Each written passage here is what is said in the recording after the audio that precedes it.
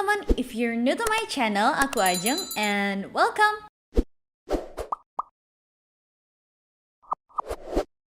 Duh, kangen banget deh cerita-cerita kayak gini sama kalian. Sesuai judul, aku mau curhat soal journey jerawat-jerawat aku yang sampai sekarang aku masih gak nyangka kalau bisa bener-bener sembuh. Sebelumnya penyebab jerawat aku itu karena banyak hal. Salah satunya dari diri aku sendiri yang dulunya gak tahu gimana cara ngerawat kulit. Aku juga gak tahu kalau ternyata kulit aku itu tipenya oily acne prone skin. Jadi dulu itu aku kalau cuci muka, ya udah kalau nggak pakai sabun badan, pakai air aja. Padahal itu dalam kondisi lagi full make up. Turns out aku gonta-ganti produk dan malah makin parah muka aku. Selain itu dari pola hidup juga, makanan dan begadang. Aku tuh nggak pernah mikir dulu kalau misalnya mau makan apa aja, mau tidur jam berapa. Ya udah terserah gue. Jerawatan kan lo. Awal aku bikin video tentang jerawat aku itu bener-bener karena aku pengen record aja gitu. Aku pengen lihat progresnya untuk diri aku sendiri. Syukur-syukur bisa sembuh dan akhirnya berbagi cerita sama kalian yang mungkin masih di fase-fase terberat jerawatnya. Well, actually sebenarnya tuh aku udah pernah bikin juga loh my acne story, tapi itu kayak long time ago sebelum aku pakai Vitasit. Ngomong-ngomong soal Vitasit, awal aku mutusin buat pakai Vitasit itu karena aku tuh bener-bener udah capek, udah exhausted sama yang namanya nyoba-nyoba skincare, pergi ke klinik cantikan A, B, C, nggak sembuh-sembuh juga. Terus aku juga pernah tuh nyobain bahan-bahan alami yang kayak jeruk nipis, bawang putih, and so on and so on. It doesn't work at all. Akhirnya aku punya tekad yang kuat nih buat research sendiri gitu ya, nyari tahu soal kesehatan kulit. Sampai waktu itu tuh aku banyak belajar tentang jurnal ilmiah dan chemist all about the acne and healthy skin. But anyway, walaupun istilahnya aku paham nih ya soal penanganan jerawat, bekas jerawat, dan beberapa masalah kulit lainnya, bukan berarti I am an expert ya. Aku bukan seseorang yang certified, bukan dermatologist juga. Lanjut ke cerita aku, di tengah-tengah aku observasi soal jerawat, itu aku ketemu satu jurnal yang ngebahas tentang tretinoin. Di situ ditulis bahwa tretinoin itu bisa mengobati jerawat, mengatasi bekas jerawat, sampai ke anti-aging juga. Terus aku mikir kayak, hah? Masa sih? Ini obat ajaib apa gimana? Terus itu kan aku baca jurnalnya bahasa Inggris ya, dan aku mikir ada nggak ya di Indonesia? Ternyata ada si Vitasit ini merek dagangnya. Jadi memang yang terkenal itu namanya Vitasit, bukan tretinoin. Tapi sebenarnya Vitasit ini tuh kayak brandnya gitu. Dia isinya tuh tretinoin. Presentasinya macam-macam. Ada yang 0,025%, 0,5%, 0,1%. Kebetulan yang aku pakai ini yang 0,025%. Nah, tapi tunggu dulu. Waktu itu pas aku udah ketemu Vitasit, aku nggak langsung lari ke apotek terus langsung beli mbak. Nggak gitu.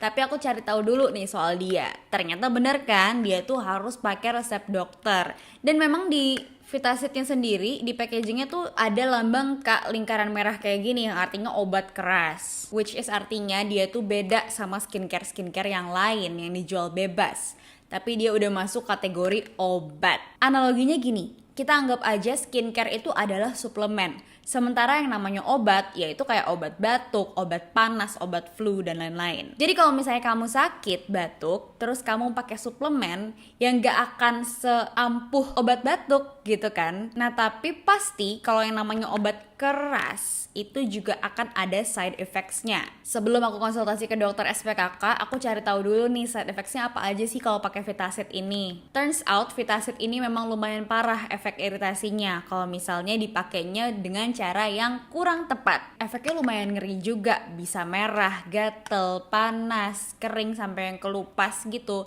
Beda-beda setiap reaksi kulit orang. Kalau kalian mau tahu, aku sempat bikin juga video lengkapnya tips pakai Vitasit supaya nggak iritasi. Cek dulu videonya di sini. Baru deh setelah itu aku memutuskan buat konsultasi ke dokter SPKK. Sempet ada drama juga tuh nyari-nyari dokter SPKK, rekomendasi ini, rekomendasi itu, pasti ada plus minusnya. Apalagi waktu itu pas banget lagi awal-awal pandemi, Agustus 2020. Ada rasa ragu juga gitu loh buat konsultasi ke rumah sakit. Look, ini bukan iklan, bukan endorse sama sekali, tapi waktu itu akhirnya tercetus di pikiran aku, oh iya kan sekarang bisa konsultasi online. Akhirnya aku konsultasi dokter SPKK online via chat, cuman 30.000. Kalau misalnya kalian mau tahu selengkapnya, aku udah pernah buat juga video khususnya tentang pengalaman aku konsultasi online di dokter SPKK. Apa aja yang dibicarain pas konsultasi? Pertama, kulit aku sanggup nggak pakai Citretinoin ini kira-kira, karena memang dia tuh cara kerjanya dia kayak maksa kulit kita buat regenerasi jauh lebih cepat dari biasanya. Makanya kan banyak tuh ya orang-orang bilang istilahnya, aduh gue purging nih pakai Vitasit. Ya itu karena memang dia tuh cara kerjanya ngedorong lapisan kulit kamu yang di bawah ke atas. Jadi kalau misalnya kamu ada jerawat di bawah-bawah kulit itu naik semua. Yang kedua, aku diskusiin juga gimana cara pakainya, dan itu setiap orang tuh beda-beda. Kalau aku waktu itu disaranin untuk pakai moisturizer dan sunscreen juga selama pakai Vitasit ini. Terus presentasinya nanti ditentuin juga sama dokternya. Kalau aku so far disuruh pakai yang 0,05% aja karena memang udah efektif untuk di kulit aku. Asal kalian tahu ya, fase-fase terberat aku tuh waktu itu di Agustus 2020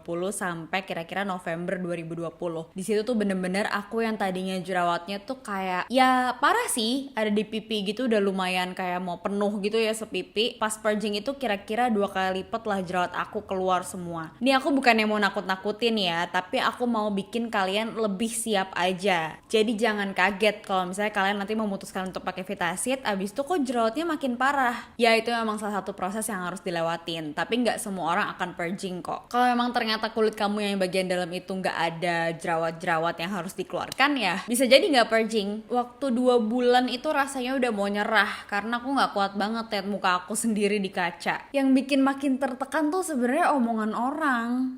Kenapa jerawatnya kok makin parah jadinya? Udah coba ini belum? Coba deh pakai ini. Aduh, ngeri banget jerawatnya. Loh. Kayaknya kemarin udah membaik, kok hari ini ya jerawat lagi sih? Ya pokoknya omongan-omongan kayak gitu lah kira-kira. Kadang kita gak bisa tuh berhentiin orang-orang ngomong kayak gitu. Pasti akan ada orang-orang yang ngomong kayak gitu, baik sengaja ataupun gak sengaja. Yang harus kita lakuin adalah sebenarnya udah muka tembok aja, tutup mata, tutup telinga, dan percaya kalau jerawat lo tuh akan sembuh one day. Buat yang belum tahu, Vitasit itu kira-kira baru kelihatan hasilnya setelah 3 bulan kita pakai. Itu juga bekas jerawatnya masih ada, belum yang kayak aku sekarang gini ya. Kalian bisa scroll aja deh kira-kira video aku di bulan November tuh jerawat aku progresnya kayak apa. Hai, aku mau sharing nih ke kalian soal sabun yang biasa aku pakai untuk mencerahkan bagian kulit yang cenderung gelap, kayak misalnya underarm atau siku. Skinpedia Brightening Essential Soap ini tuh sabun yang bisa dipakai buat tubuh dan juga wajah.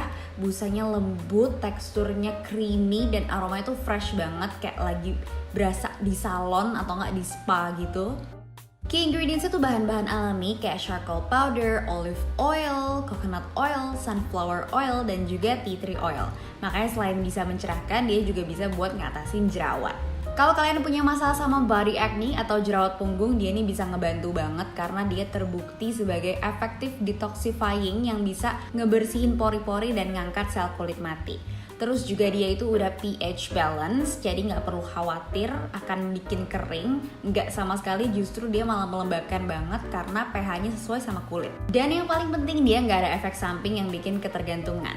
Aku biasa pakai ini 2 kali sehari kalau pas mandi ke seluruh tubuh, tapi difokusin terutama ke bagian-bagian yang kayak siku kayak gini nih. Kalau udah didiemin selama 2 menit, abis itu baru dibilas.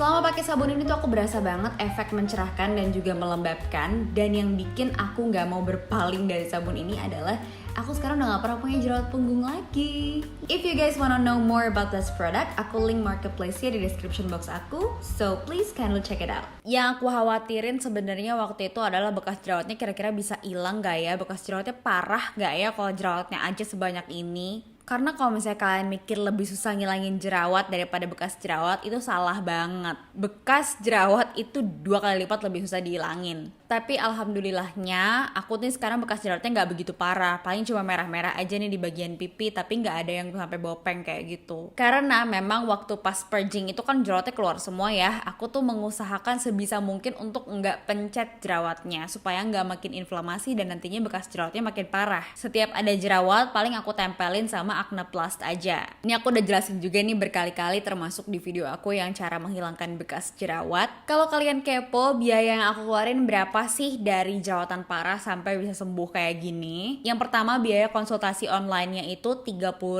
per konsultasi. Total aku konsultasi tuh kalau nggak salah 3 kali ya seingat aku. Jadi 90.000 tuh ya 30 kali 3. Ditambah Vitasit itu harganya sekitar 30 ribuan gitu. Dan buat dari Agustus 2020 sampai November 2020 itu aku pakai 2 tube.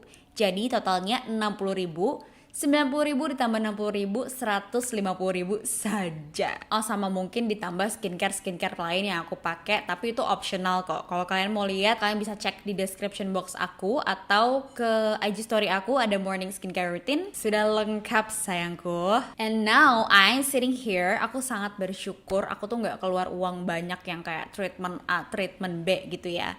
Bisa habis jutaan kali itu ya. Aku sama sekali nggak minta kalian buat ngikutin proses aku atau ngikutin rangkaian skincare aku. Semua itu balik lagi ke pilihan kalian masing-masing, tapi aku mau kalian punya mindset yang kepengen cari tahu terus. Banyakin pengetahuan, jadi kalian gak gampang dibohongin. Dan nantinya kalian bisa bikin keputusan yang tepat. Aku senang banget kalau bisa bantu kalian. Jadi kalau misalnya ada yang mau ditanyain, kalian boleh komen, sebisa mungkin aku akan reply. Terus kalau misalnya ada yang nanya, apakah sampai sekarang ini aku masih pakai Vitasit? Jawabannya masih, tapi frekuensinya aku kurangin. Terutama kalau misalnya aku mau review produk yang ada bahan aktifnya, biasanya aku stop dulu pemakaian Vitasitnya. So, terima kasih udah nonton video ini. Kalau boleh komen komentar di bawah untuk diskusi tentang video ini atau request video selanjutnya. Stay healthy and beautiful. Bye-bye.